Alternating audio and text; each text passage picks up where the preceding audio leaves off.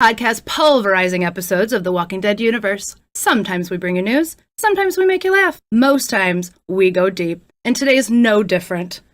With me is Sharondy, Lazy Gardener on Instagram. Today we have a very special guest. You know her as Tess on Fear the Walking Dead. She's also Becky Travis on Amazon Prime Video's Vindication, Debbie in the short film Malignant, and Margot in the award-winning short film The Debt. Peggy, welcome so much, and thank you for being here. Hello, I am really excited to be here with you all. Thanks for asking me. Thank you for coming, Peggy. And I also want to take a minute to thank you for always coming to our live games and participating in things with us. It really makes it special that you take the time to come and hang out with us. And I mean, it just makes everybody so excited. I think I've told you before, my husband and I have been fans of The Walking Dead and Fear the Walking Dead for years. But to see how enthusiastic you all are and just how much y'all love the shows, your knowledge of the shows is just amazing.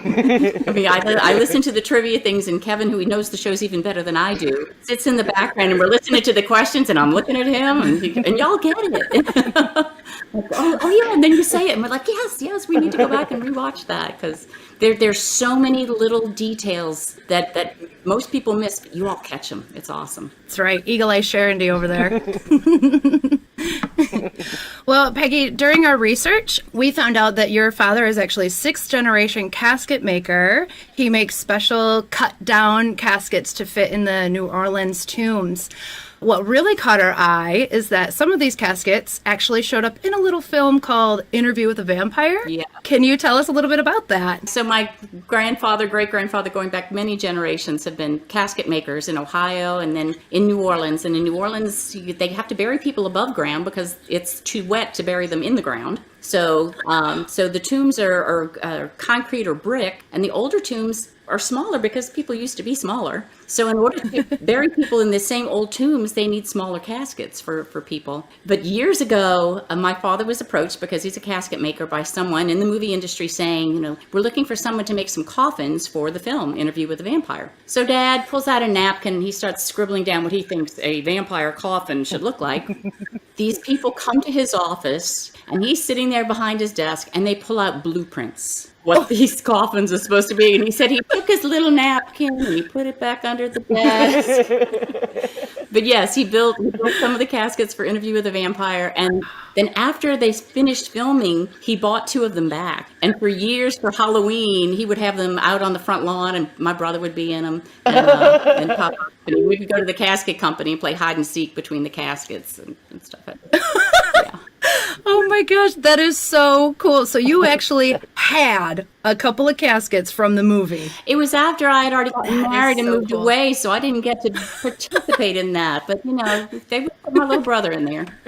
You were in Sisters Under the Sun by Paulette McDougall, where you played Verena Davis, who is Jefferson Davis's wife. She was very well educated and very outspoken. What was it like to explore her character, and what did you take away from that role? I love history. I've done a lot of my own family history research. And so being able to portray a real life person and to delve into their life, I find it so interesting, because the history that you get in school just touches the surface and you only see the most famous people. And Verena Davis's husband was famous, but a lot of people did not know her. What I found so interesting about her, she had a tragic life. She was really from the North, and at a very young age, she married this older man, and he was not very faithful to her. Then he became the president of the Confederacy, so everyone from the North hated her because she was the wife of the president of the Confederacy, and everyone in the South hated her because she was really from the North. And then she went through tragedy after tragedy with losing babies, and finally had children, and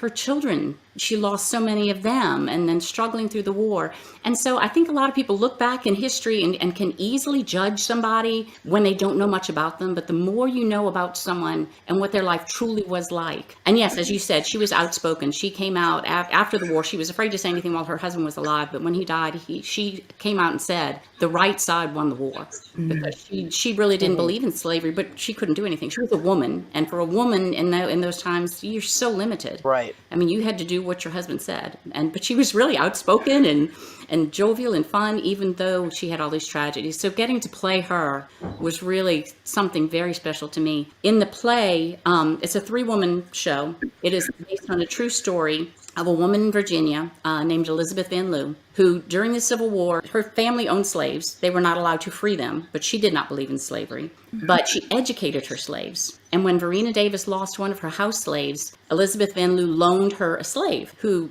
was believed to be illiterate, but really she could read. And she would go into Jefferson Davis's office and read the documents that were coming in, and they would pass this information to the North. And it wasn't until I think it was the 1980s or 1990s that these 2 women were recognized for the espionage they did during the Civil War. Because, you would think that women didn't contribute, but they were there, they were contributing. So it's a really interesting story. But 3-woman show, and in it, I had a monologue that lasted 17 minutes. And then between scenes, we had a 12-member African-American choir that would sing spirituals. So it's a great show. It's still out there. I'm hoping that more and more people will be interested in Sisters Under the Skin. Wow. And have more productions of that. And we caught some of that 17-minute monologue, too. That was amazing. Yeah. Did you see the recreation of it or the stage version? a little bit of both, actually. I think we saw the recreation first, and then we found the stage version. Sharon and I watched a music video by Missio, Can I Exist, that you produced. It won a few awards, including Best Music Video at the Urban World Film Fest, also the Audience Award at the New Orleans Film Fest. Can you tell us, what was it like making a video with such a powerful statement behind it? The person who came up with the concept and who directed it is named Jeff Ray. I absolutely love his work. He does a lot of music videos, but he really needs to be making narrative films. I keep telling him that. But he's friends with the guys in the band Missio, and he had this idea to make a music video that's based on the Baltimore race riots of 1968. And that's the setting of it. But really the meaning behind it is that children are not born knowing how to hate. Children are born wanting to love. And the only way they learn hate is if they're taught how to hate. And that is really the meaning behind it. I have worked with Jeff on a couple of other things, and when he asked me to help with this, I was absolutely on board with it. It was really emotional sometimes when we were filming it. Some of the scenes in it, and you know, and Jeff would prepare everyone for what we were going to be doing, and it was tough. But I think, and everywhere that we've shown it, because it went to many festivals, won lots of awards.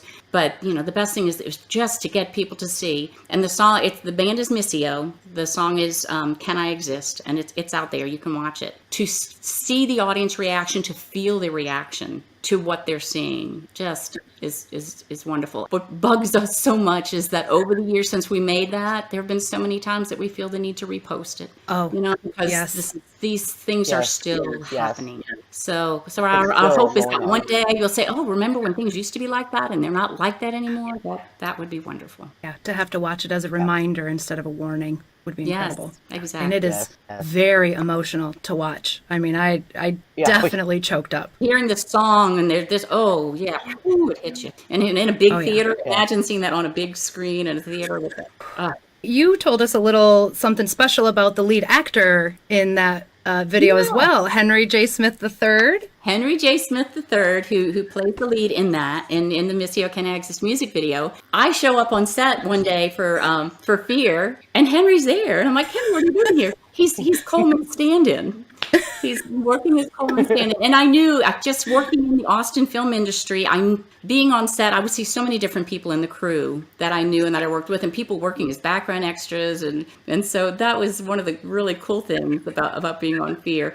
But then I think, you know, there's some of these people that I see working as stand-ins, working as background, who I know are such talented actors, and saying, hey, check him out. He's really, really good. You know, give him a big role. I'd love to be able to say things like that. I love it when universes come in together like that. These different parts of your life all kind of coming together through the different actors. That's so cool. You recently directed your first short film Lori's poem. Is directing an avenue that you want to explore further? And what do you like about it? And what do you not like about it? I really enjoyed directing. I would love to get to do it again someday. The producing part of it, of planning, preparing ahead of time, is a lot of work. But I felt that once we started to shoot, oh my goodness, it was just a wonderful collaborative process, because I had some really wonderful people that I was working with. In fact, a few of the people that were on my crew for Laurie's poem are people who've worked on Fear. The greensmen, there are people on Fear who specifically go look for poison ivy, and people who look for snakes, and to keep areas clear when we're working out in nature. So I had some of those guys who helped me out with that. The whole story behind it, Laurie Coker is a friend of mine I've worked with on stage in a few different productions and on different films, but she is an autobiographical poet. We did Laurie's poem when she was about 75 years old. And this is a poem that she wrote about something that happened to her when she was about 12 years old, when she knew her mom was the meanest person on earth. And I think a lot of people can relate to that, something your mom did. And then when you grow up, you realize, oh, she's not, she wasn't really trying to be cruel. When a lot of people look at it and go, wow, she really was. But it's a different time and in a rural area, and things were done differently. But just being able to work with these people, and Avi Lake is the girl who plays young Laurie. She is on a series of unfortunate events on Netflix, and she's got something else coming up that I worked with her on, so can't say much about that, but we'll see. Got to work with her with some really fun young people just before everything shut down, but working with industry friends to create something and bring Laurie's poem. And in the poem, she narrates it, and she plays her own grandmother. Oh, wow. Also, she's gonna be showing up on Vindication season 2. So exciting! So lots of coming together. Just last night, actually, Sharon D. and Rebecca Punch and I watched your short film, Malignant, where you play a cancer patient alongside Nick Stevenson, who was also your co-star in The Debt. Now, you guys had very different roles in each of these short films. Yes. How was that dynamic for you guys, kind of changing the dynamic between the two of you? That's what we love to do, as actors. You just love to just come up with a different character and work together and play together. Chris Dickinson wrote that. He's a friend of mine, and I've done a few different things with him before, but he just has this amazing, he's a young African-American, and he has written some of the best things for me as an older Caucasian woman. And I'm like, how do you understand? And he's just so good. But one day he just called me out of the blue, and he said, Peggy, I know this may sound weird, but I was thinking about you, and I pictured you as a hit woman. And so I wrote a film. Can we go ahead and film it next weekend? And I was like, okay. So literally within a week and a half, we pulled together people. We shot it at my daughter's house, which was being renovated, so it was okay to get blood everywhere. Over it. And he was pulling together crew. He said, can you get cast members? And Nick also works as an acting coach. And he was my coach at the time, and I just asked him, I said, would you come out and do this film with us? And he said, yeah. And I said, and we need someone to be your wife. And he said, oh, I've always wanted to work with Samantha Ireland. And I've worked with her since then and just absolutely love her. But that's where we met, just saying, let's pull together other actors and let's create something. And so when we were doing Malignant, I knew Morgan and Nick, who were the creators of this, from when they were UT film students. And when they were going to create it, the character that I play is based on his mother and a little bit of her mother. And they asked me if I would play this. Then they sent me a little note. And they said, do you know Nick Stevenson? I said, oh, yeah. And they said, can you ask him? Because his character is based on a real person also, who happens to be Australian, and he is Australian. Wow. So it was perfect. Yeah. And so I contacted him. I said, would you be interested in being a cult leader? And he said, oh, yeah, that sounds good. Yeah, sure. Oh my gosh. Oh, that's got to be a funny conversation. Oh my goodness. He was an amazing cult leader.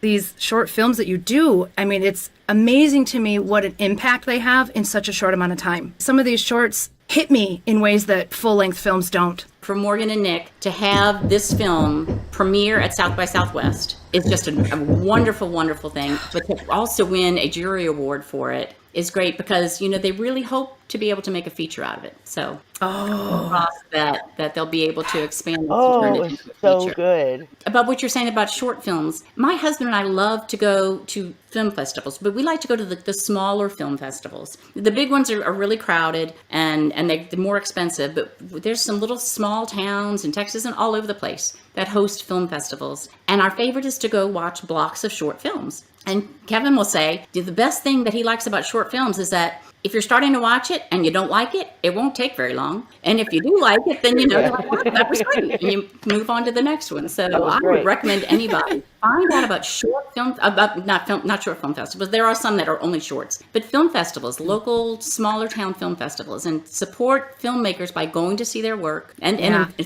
We have an annual film festival here in my town called Hell's Half Mile, and honestly, and I know some of the people in charge of it, and I'm gonna do whatever I can to get some of your shorts entered into the festival because they need to be shared. So Peggy, has working behind the camera, directing, casting, producing, does that have any effect on how you perform in front of the camera? Absolutely. Because I started acting professionally later in life, at first with a lot of film students at the University of Texas. And I kind of felt like I was learning right along with them. But every position that you work in on a film set is a learning experience. Everything you do with production is a learning experience that you use. And I've definitely taken all of that and put it into my actor toolbox. And it helps me performing in front of the camera and knowing how to do things. And with independent film, everybody kind of works together and you wear lots of different hats. But then when you step on a big set, like Fear, everyone has their specific position, and you just, if it's not your job, you don't do it. And so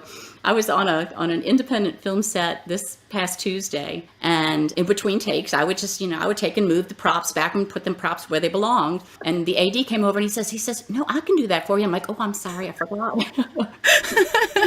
Certain sets you do that, and certain sets you just don't touch anything. And you got to learn the hard way, or do they tell you ahead of time? Oh, crew people know. And then with Fear, there's armorers. There's specific people that you have to return your weapons to between takes. So there's props, and then there's the guns and the knives and all the different weapons that specific people are in charge of. Being an actor who also directs, do you find it easier to direct other actors? Do you find it easier to convey what you want from an actor? Well, I haven't directed very much. I've worked as an assistant director, which really just supports the director. The only one thing that I have directed was I worked mainly with Avi, but I also worked with a 5-year-old, which is interesting. I will tell you a story about another 5-year-old. Right, way back when I was first starting, I was working on a student film, playing the mom. And there was a little 5-year-old girl who was playing my daughter. The film was called Lucky Penny. She finds a penny. And when you plant a penny in the garden, what grows? Abraham Lincoln. Of course. Abraham Lincoln. Of But course. this little girl, she came to set, and she was just this typical little 5-year-old, just bouncing around and playing and everything. But the moment the director called action was like, poof, she was this amazing little professional. And I thought, this little girl is going somewhere. That little girl is McKenna Grace. I don't know if you're familiar with McKenna Grace, but she's familiar. She's in the upcoming Ghostbusters. She's on Young Sheldon. Okay. Ghostbusters, Young Sheldon. Handmaid's Tale. Yes, she's going to be in Handmaid's Tale. So that little 5-year-old has grown into this amazing actress. And I mean, just watching her on set when she was that little, I was like, oh, wow, she is so good. So You could see it. You knew where she was headed. Yeah, she has no idea who I am, I'm sure. But I don't know her. I just want to jump back to Fear and Malignant really quick. While you were filming Malignant, they were prepping that same area for Lawton. Yes. So did you see anything, was there anything really interesting going on? Or what kind of prep were they doing? They were painting the sides of buildings that I'm like, that side of that building was fine. Why do they need to paint that? But they have their reasons for what they're doing. But just seeing them, checking things out and trying to figure out. And then I think one of the directors came through and they were looking for where they were going to be shooting different things. But yeah, to be there at that same place while they were doing that was pretty cool. And in fact, cool. the man who owns the location was telling me that Fear was going to be filming there. And then also there's another show called Panic that was filming in Austin about that same time. And so he told me, he says, we have Malignant, Fear, and Panic. He says, kind of wonder about what kind of films we make around here. What's going on? What's going on in Texas? On your YouTube channel, there is a clip of you doing the monologue, Eileen Warnos' monologue from Monster. Yes. You don't shy away from gritty roles like Tess, like Margot in The Debt. Is there something in that kind of role that appeals to you? As an actor, the most interesting thing you can do is to play something that's just completely different from yourself. And I've played lots of happy moms, and I love to. I love to. Please get me more roles of anything. But really, to play the villain, there's another pilot that's called Sky Vault that I play the head of the resistance movement, and she is just a strong, tough, get it done kind of lady, and I love that. I don't know if you saw Honor Student. I saw the trailer. It looks so good. So that's a short film, and it's pretty much the whole thing is almost just me, and there's no dialogue. And yeah, the trailer looked amazing. The guys who created that, it's Paper Street Pictures, Aaron Kuntz. He has 2 films right now that are on Shudder. He does horror. We shot it in Brackenridge Hospital, the same hospital where they shot several episodes of Fear from season 4. So I did a short film honor student with them years ago, and now every time they're making these feature films, and they'll just say, Peggy, can you come out and have a little role in it? And they kill me every time. It's like, how are you going to kill me this time? And that's what he says. He says, it's nice to kill your friends in your movies. So that's what he does. Good stress relief.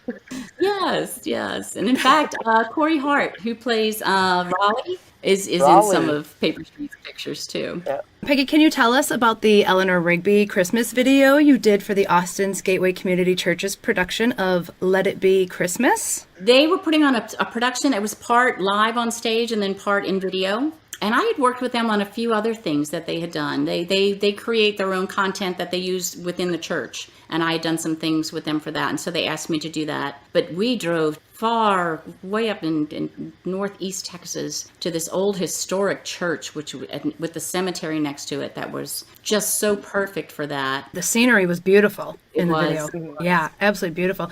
Now, is there any place we can find the full production of Let It Be Christmas? I could pop that up on my YouTube channel. Awesome. I mean, just that one little clip was, Yeah. But it was really part of a much bigger production with real actors live actors on stage, and that was really just a smaller clip of the whole thing. Now it's time for Fear stuff. This is what we've been waiting for. Okay. All right. Whatever I can say. Who is your favorite character on Fear other than Tess? And who is your favorite universe character? Oh, wow. That's a tough one. And you're going to like this because I'm going to say June. Yes. Yeah. She's gone through so much, but she is such a strong person. And also I just love Jenna. But then again, everybody on the show, they're just such kind and friendly and warm, welcoming people to work with. Or Morgan. in the whole universe, I'll think about it. I might come back to that if it pops into my head. Okay. All right. This is a fan question. This is from Tyler PhillipCox. He also has a Walking Dead podcast called Let's Talk About the Dead. I love it. His question for you is, if Tess could cross over to the main show, who would you want her to have scenes with? Ooh. Oh, wow. I'd want to be with Carol. She is awesome. Yes, she is. Yeah. Tess and Carol blowing stuff up. Oh, yeah. That would be cool. But she's such a loner. I don't know if she'd even want anybody else around. I'm glad that there's going to be some editing. Yes, definitely some editing. Yes. Peggy, how did you land the role of Tess? I auditioned for it. When shows are on location, they usually have a casting director in Los Angeles or New York for the bigger roles, and then they'll have a local casting director. And actually, the local casting director for Fear is not actually in Austin. They cast it out of Atlanta. But I was asked to audition for another role that I did not get, and then was asked to audition for this one. It wasn't even, they give you a different name, They give you a scene to do that is not the same scene. Some of the same names and some of the kind of similar things happening. But yeah, I think it was like a 7-page audition. I love doing that scene. And my acting coach, Maurice Moore, helped me with that. He's the one who I was just on set with on this past Tuesday. He coached me through it and videotaped it, and we sent it in. But, as an actor, I always say that I'm a professional auditioner, because that's, what I do more than anything else is audition. And I know you do the audition, you turn it in, and you forget about it. And so I did, and I turned it in, and I forgot about it. And a few days later, I get a text from my agent asking me, for availability for certain dates. And I was like, what does that mean? He says, it means they're really interested in you. I said, well, I'm not going to get myself too excited. He says, no, actually, I think you really got this. And I was like, okay, don't be excited. Don't be excited, because you never know if at the last second you're going to miss out on it. As I said, my husband and I have been fans of the show for years. So to show up on set and be there with everyone, I think Kevin at home texting me was geeking out even more than I was. He kept sending me texts, and I would say, I'm sitting next to Lenny, and he's like,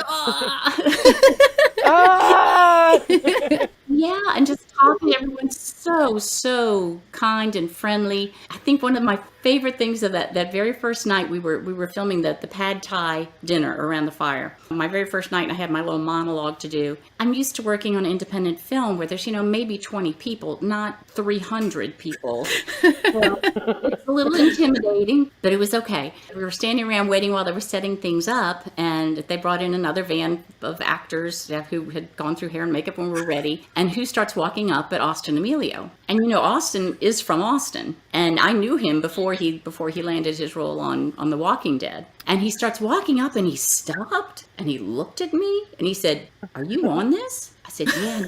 That's awesome. And he came over and gave me a big hug, and that was really gave me that little boost of confidence and energy to Okay. So it really is a family on set, isn't it? It really is. Oh my goodness. Yeah. And in the makeup trailer is the most fun spot. Hair and makeup, everybody just has a good time in there. Rebecca Punch is asking, I really want to know who else you auditioned for. They changed the names, so I don't know for sure. But I think it was for Doris. Oh, Doris. Who was played by Michaela Gibson. And Michaela, her husband, Yake Smith, is a UT film professor. He teaches a directing class. Students have to pick a scene and then find actors to perform the scene, and they have to direct it. And you go in front of the classroom and they practice their directing skills. And he's also mixed films and things too. But even since then, they were making a film and asked 2 different films. They asked me to come out and just do tiny little roles with them. But it was great to get to work with her and be on set with her, because I've known her husband for a while. We have another fan question from Jessica on Instagram at JessicaCause. She'd like to know, did you come up with a deeper backstory for Tess besides what was provided? Oh, yes. And what was that? Can we know? If it ever comes true, I'll share it. But there was even one day on set that I had Ian's ear and just told him what I had thought, and he turned and looked at me and he said, "That's interesting." So he liked what he heard. But who knows? There's so many characters and so many things going on. So. Well, I hope we get a little bit more of her backstory, if it's your version or theirs.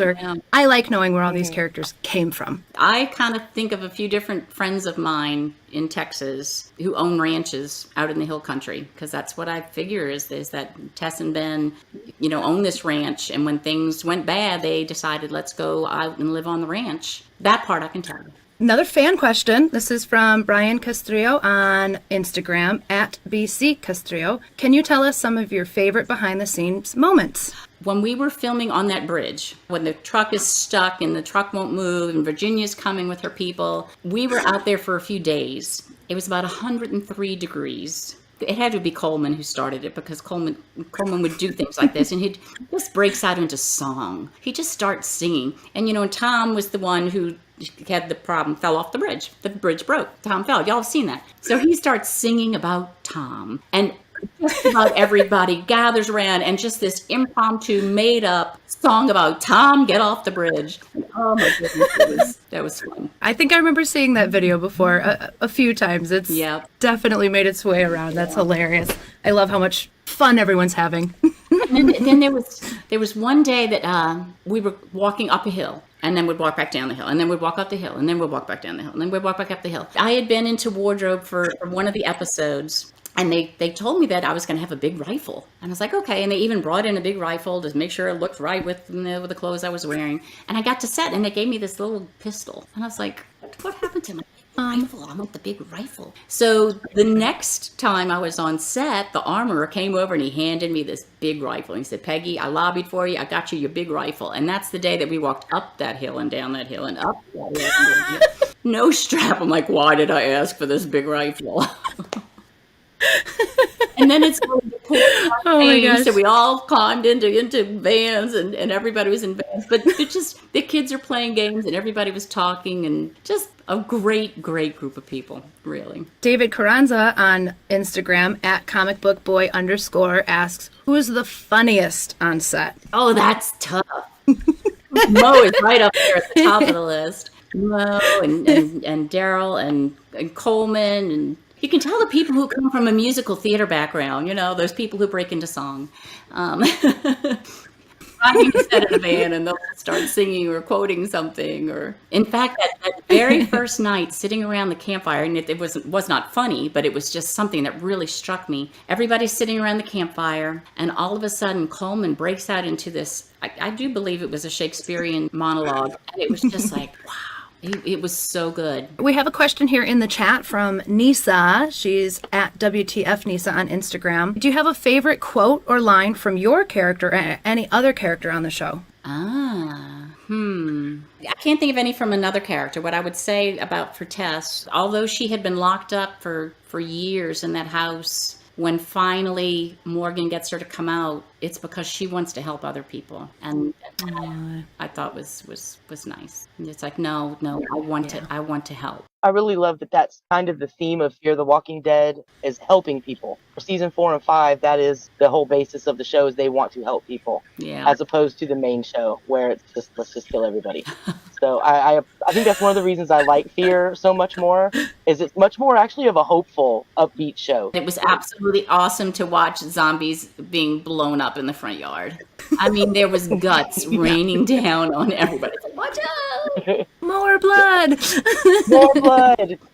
I have another fan question. This is from Katie on Twitter. She's I am no one on Twitter. How did it feel joining the cast, knowing that the main show and the Walking Dead universe was so huge? Not just that it's huge, but that we're fans of the show. My husband and I, when I say we already knew so many of the characters and the story, and just to become part of that, it's dreamlike to be able to step into what you've been watching on TV all this time. It's like I'm stepping into that. So yeah, it was awesome. Mm-hmm. I've really enjoyed getting to do that. The Walking Dead universe fans are very vocal and very passionate. Yes. Was that a little bit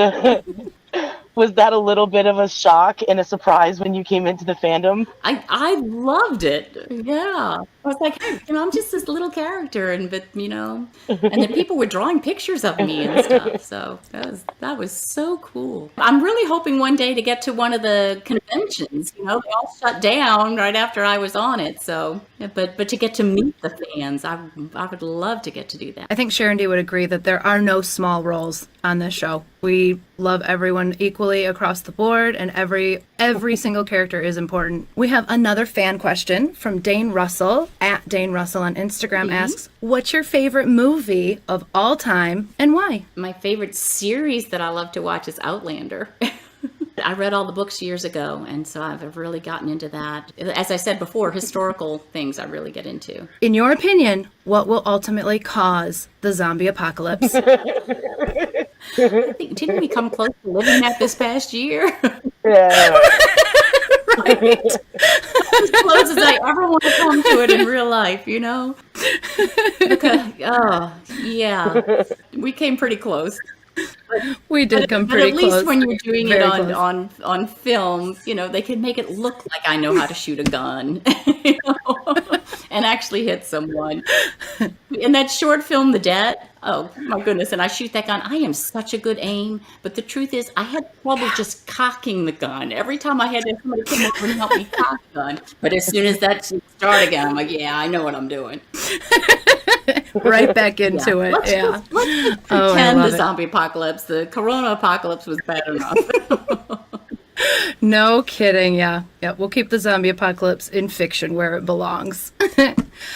Well, you know what? Everybody should check out Peggy. Follow her on all of her social media platforms at PeggySchott.me on Instagram, at PeggySchott_me on Twitter. Check her out on YouTube, where you can find clips of her award-winning short films like The Debt, the music video for Missio, Can I Exist, and Mary Lee. You can find links to all of those clips down here in our description as well. Peggy, thank you so much for being here, giving us your time. We appreciate it so much. Thank you all. It's been wonderful. Thank you for coming, Peggy. I appreciate it so much, and I appreciate everything you do. Thank you. Peggy, before we go, is there anything that our followers need to know? Anything you've got coming out pretty soon? No, because there really hasn't been much going on this past year. Malignant, that just premiered at South by. I'm in a feature film that is premiering at the San Bernardino Film Festival next week. It's called Addict Named Hal. It's based on the true story of the writer-director who was having alcohol problems, and her mother put her in a halfway house with heroin addicts, and what it was like for her, and what all that she learned from that. I haven't even seen the full film yet, but the script was wonderful. We are currently filming season 2 of Vindication. It is a faith-based crime drama series. Season 1 is on Amazon Prime. It deals with very tough subject matters, really tough subject matters, but it does it in a way that there's no vulgar language, there's no nudity, there's no violence that you can see happening. So it's something that it's safe to watch with your teenagers, and brings up things to talk about in a bit more of a safe environment. But definitely deals with tough modern day issues. Oh, and the man who is the lead character in it, I play the wife of the lead character, and he is Todd Terry, and Todd Terry is now playing Lee on Fear the Walking Dead. So that's right. We met him in the office building with Nora. Yes, he was the one. That's right. right. Saving people from Todd Terry. He's my husband in another thing. Worlds colliding. That's right. Worlds colliding. I love it. Peggy, we hope that Tess gets the upper hand in the second half of season 6. Everybody, make sure you are watching out Fear season. The 6B will be out April 11th. If you are on AMC Plus, you can watch it on April 4th. Again, thank you so much for being here, Peggy. Okay. Peggy. Bye, everyone. Thank you. Bye. Oh